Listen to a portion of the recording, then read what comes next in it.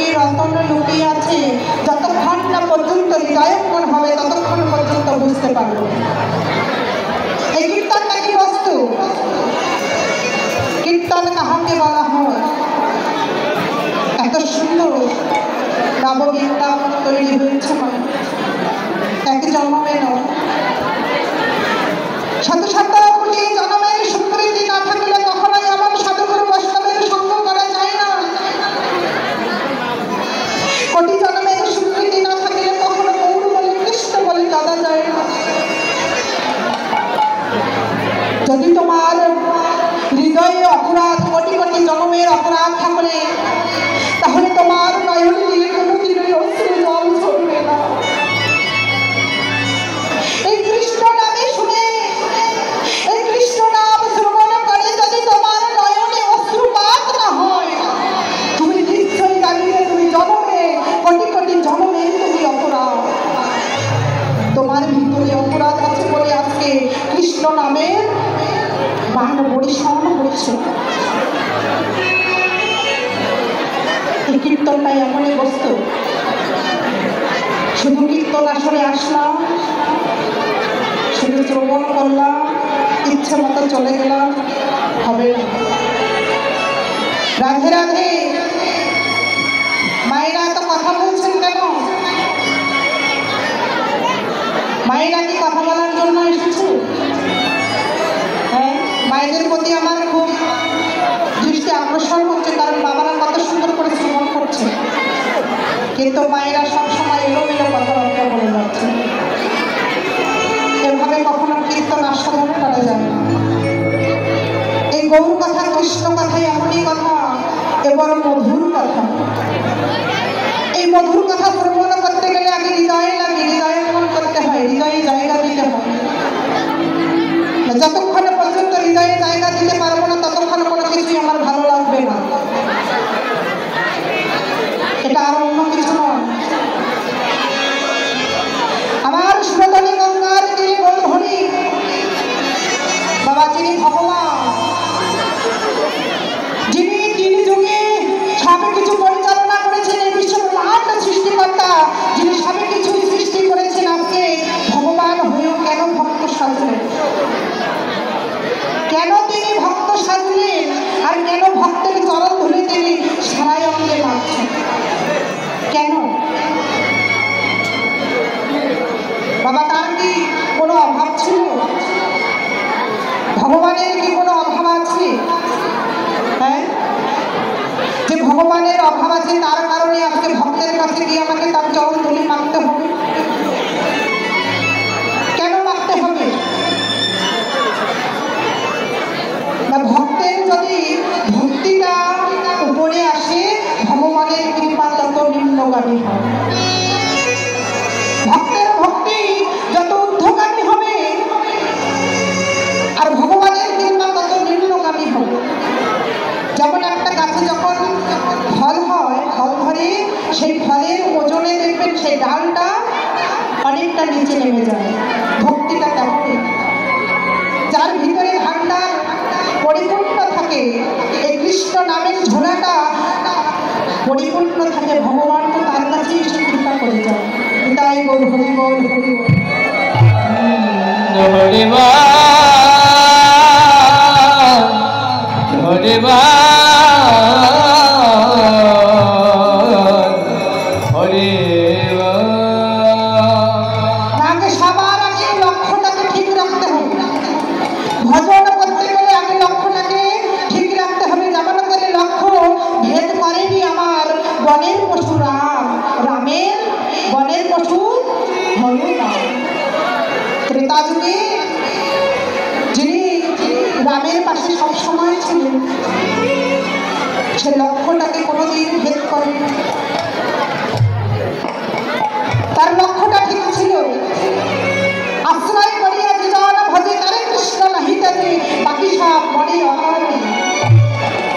আগে আশ্রয়, আশ্রয় কি? আগে গুরুর চরণে আশ্রিত হতে হবে।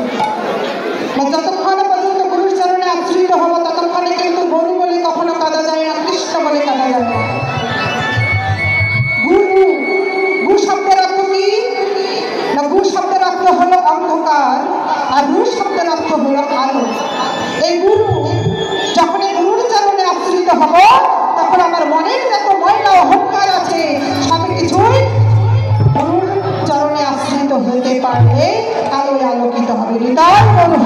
হরিবা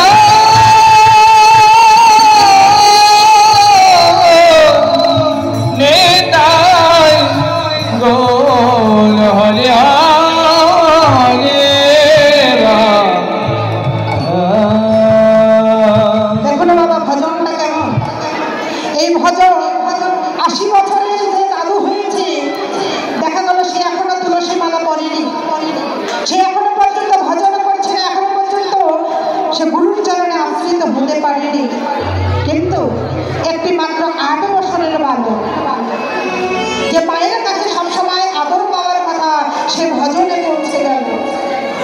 সে কৃষ্ণ বলে ডাকতে পারলো, সে বৈরাগ্য পরিধান করে সে চলে গেল সেই বৃন্দাবনে। কোথায় কৃষ্ণ আছে, কোথায় কৃষ্ণ আছে, কোথায় গেলে আমি তাকে পাবো? সব কিছু মায়া মোহ পরিত্যাগ করে তিনি ছুটে চলছেন সেই ভগবানের খোঁজে। যেমন করে গিয়েছিল আমার ধ্রুব মহারাজ। এই ধ্রুব পদ্মলোচনকে খুঁজতে খুঁজতে, মানে কাজ খুঁজতে খুঁজতে পেয়ে গেলেন আমার পদ্মলোচন হরিকে। যখন তিনি বাবার কোলে উঠতে চেয়েছিলেন, তার সৎমা বলেছিল, বাবা বাবার কোলে উঠতে গেলে আগে তোমাকে হরিকে খুঁজে আনতে হবে। যদি হরিকে খুঁজে আনতে পারো তবে তুমি তোমার বাবার কোলে উঠতে পারো। এখন হরি কোথায় আছে বাবা সে কি জানে?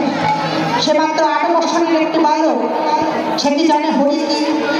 হরি দেখবে কেমন, বস্তুটি কেমন সে কি জানে? জানে না।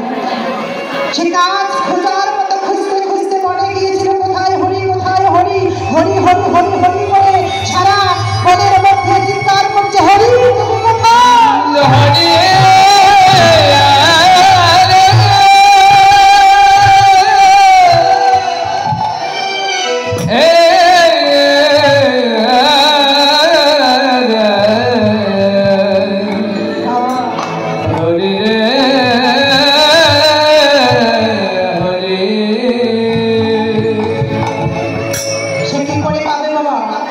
সেই বয়সে সে কখনো গুরুর চরণে আশ্রিত হতে পারে, আর গুরুর চরণে আশ্রিত না হলে কখনো গোবিন্দ ভজন হয় না। গোবিন্দ ভজন করতে গেলে আগে গুরু চরণে আশ্রিত হতে হবে। তাই তো যখন সে গুরু কৃপা পেল, যখন সে গুরু মন্ত্রে দীক্ষিত হলো, তখন তাকে আর কিছু খোঁজা লাগিল না। হরিকে ডাকতে ডাকতে হরি নিজেই নেমে নেই। কেমন করে বলেছে, হরি নামে হরি নামে, হরি নামে হরি নাম।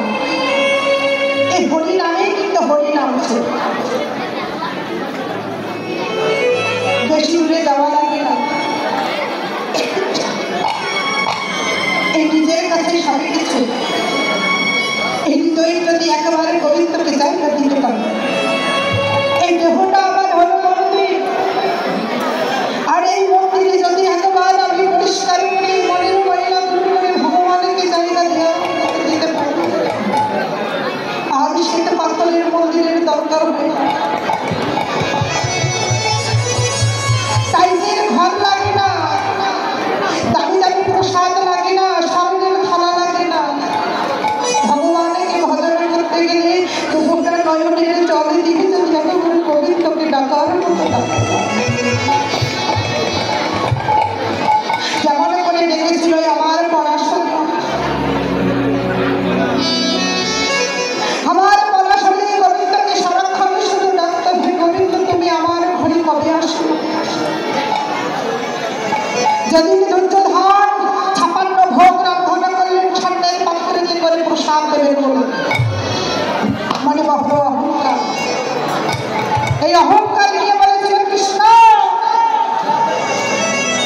আজকে তোমাকে এমন খাওয়া খাওয়াবো যে খাওয়া তুমি কোনো জন্মে খাবো।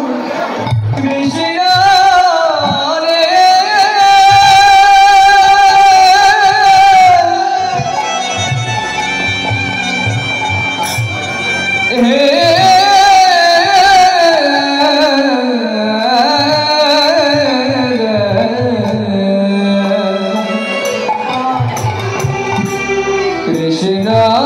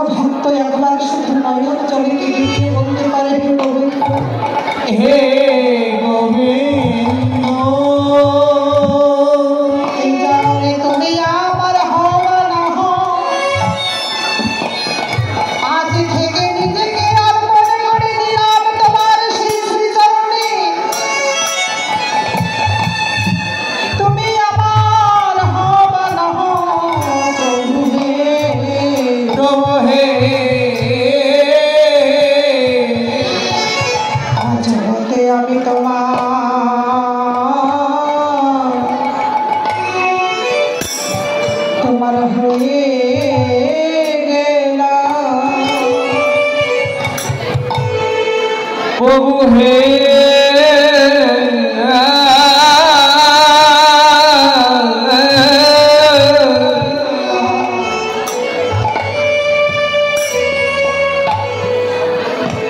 আমি আজ হইতে তোমার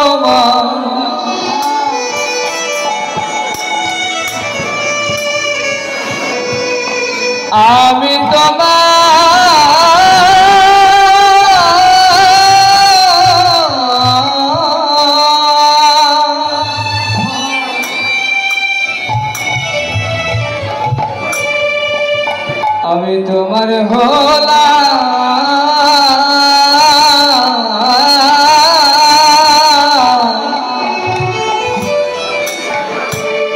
প্রভু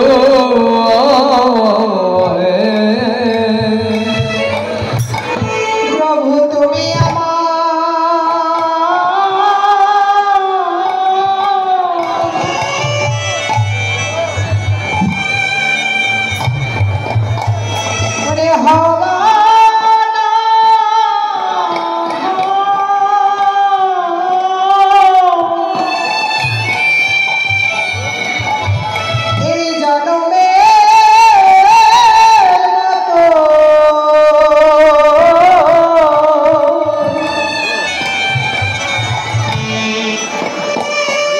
তোমার চরণে আমি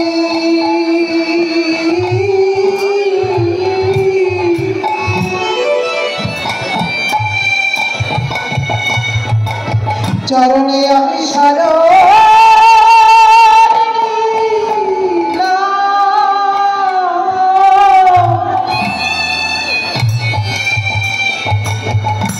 জগতের তুমি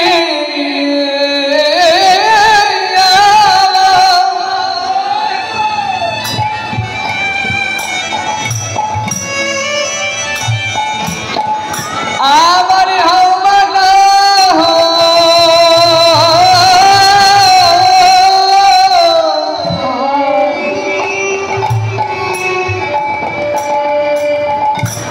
আমি আর হইতে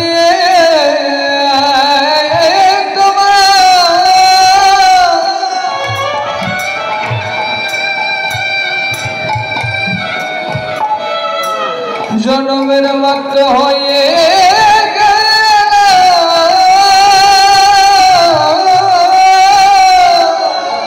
শুধু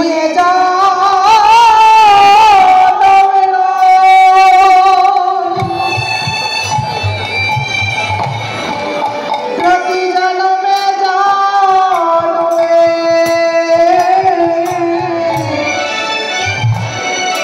তোমার সেবা যেন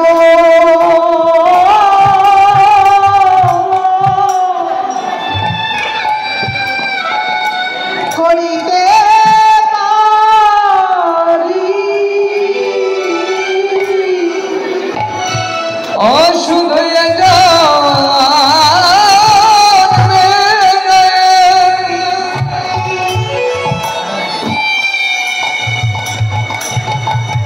প্রতি জনমের মতো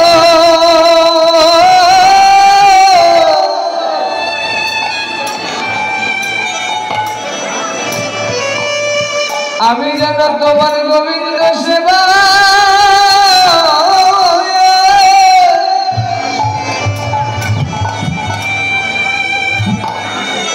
সেবাই লাগিতে পারি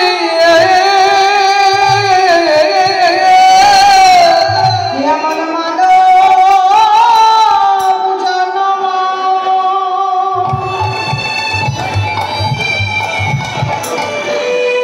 এমন মানব জন্ম হয় বা না হয়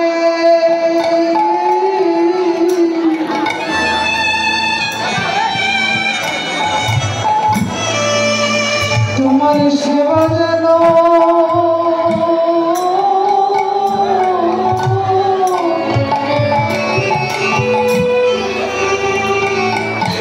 প্রভু করিতে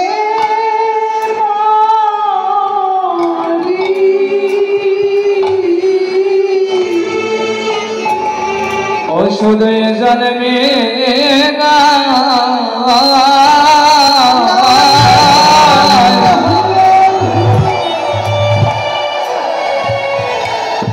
শুধুই জন্মে না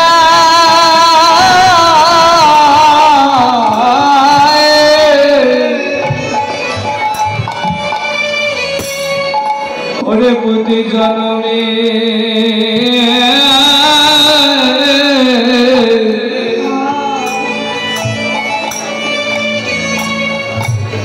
প্রতি জন্মের মতো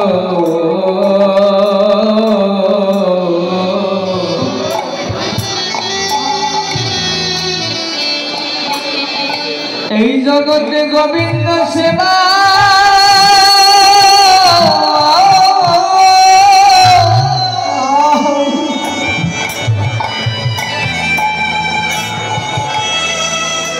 দেওয়া ভাগ্যে হলো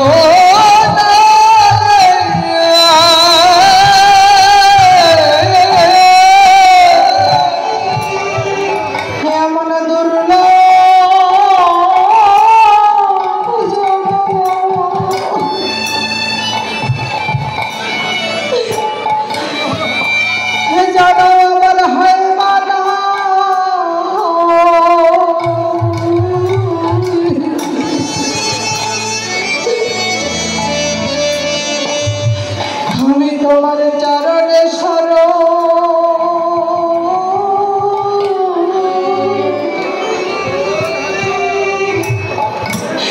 ওরে শরণ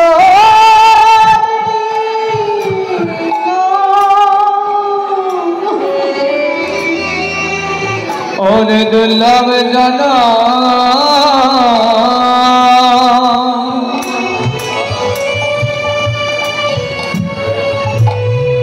ওরে দুর্লভ জানা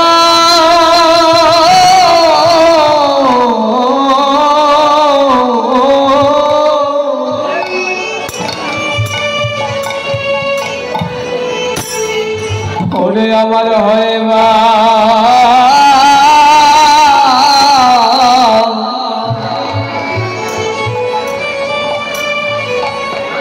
ওরে হয় বানা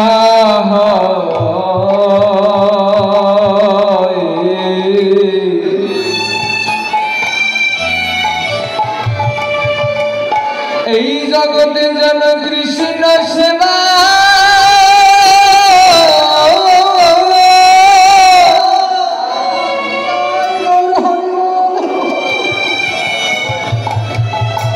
ওরে কৃষ্ণ সেবা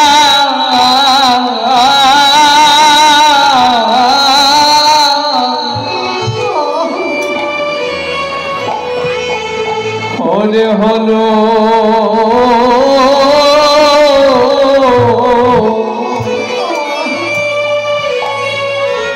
ওরে হলো না রে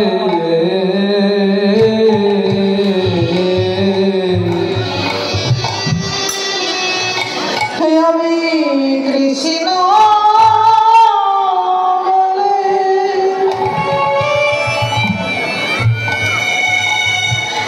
আমি কাঁদিলাম না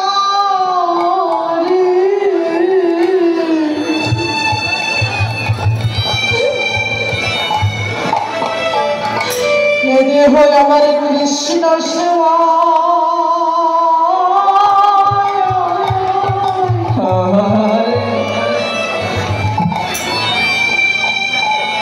মনে লাগিল না রে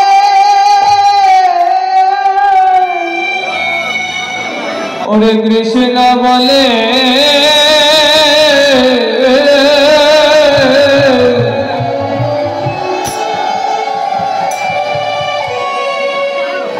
ওরে কৃষ্ণ বলে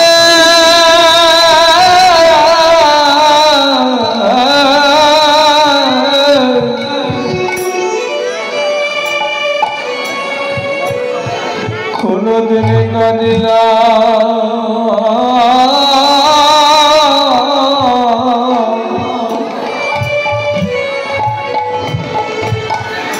ওরে কাঁদিলাম না রে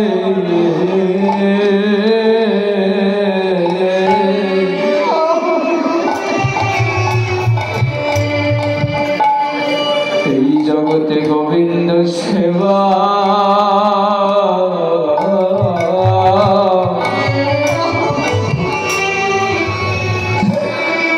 ওরে গোবিন্দ সেবা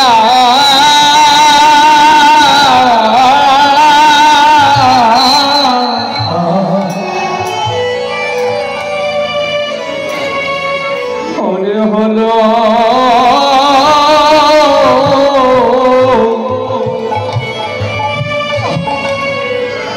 ওরে হলো না রে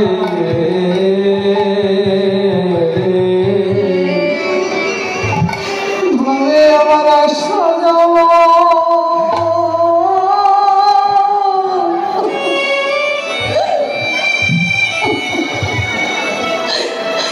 আশা যাওয়া সারে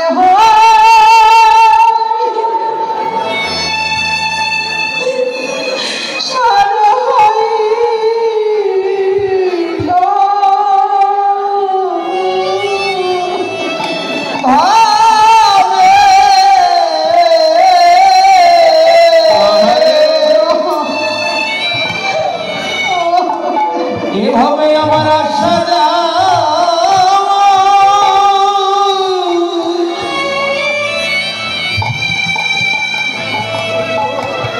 ওরে সার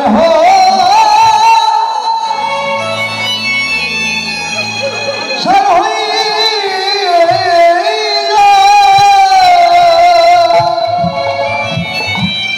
ওই আমি কত জন্মে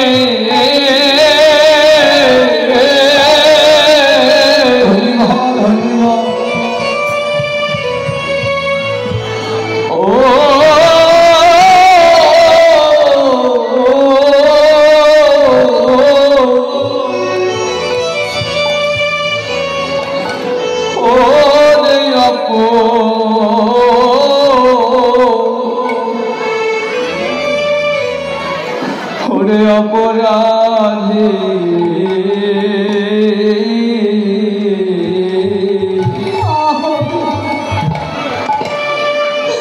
এই জগতে আমার আশা যাওয়া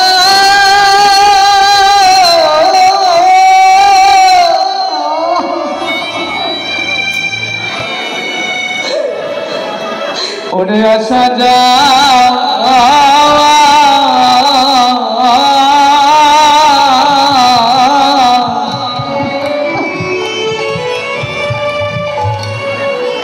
ওরে সারে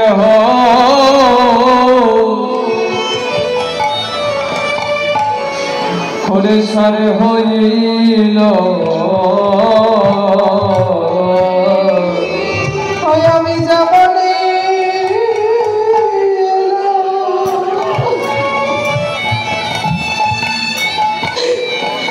ভবে দেবানি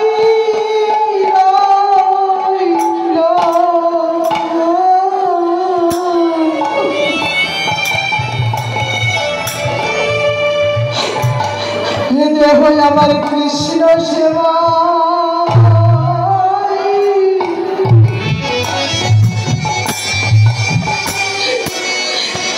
লাগিল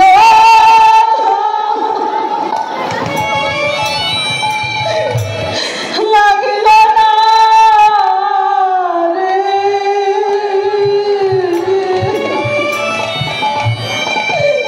ওই আমি যেমনই ছিলাম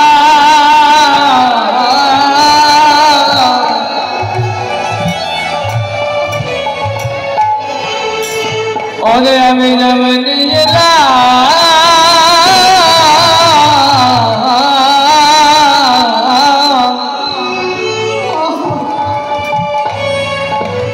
ওরে আমি তেমনি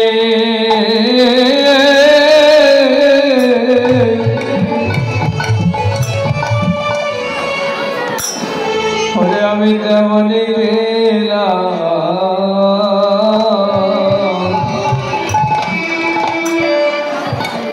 এই জগতে আমার কৃষ্ণ সেবা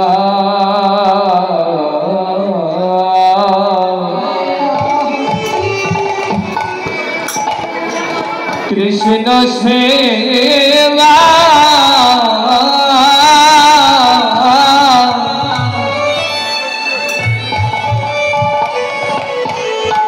ওরে হলো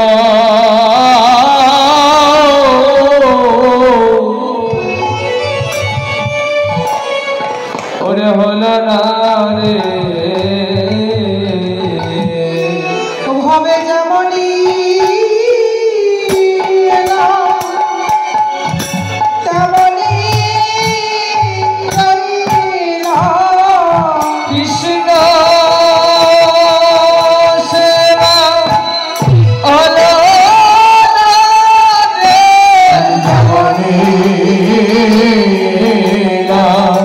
তেমনি গেলা কৃষ্ণ সেবা হলো না রে তেমনি গেলা আশা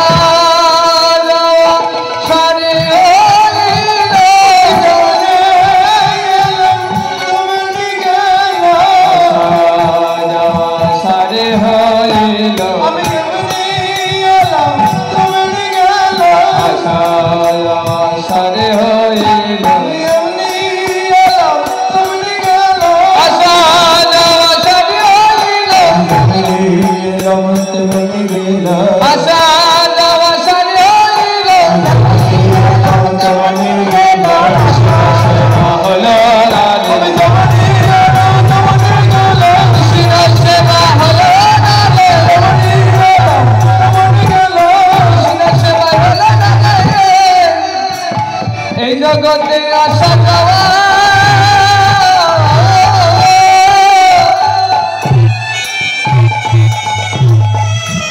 ওরে সারে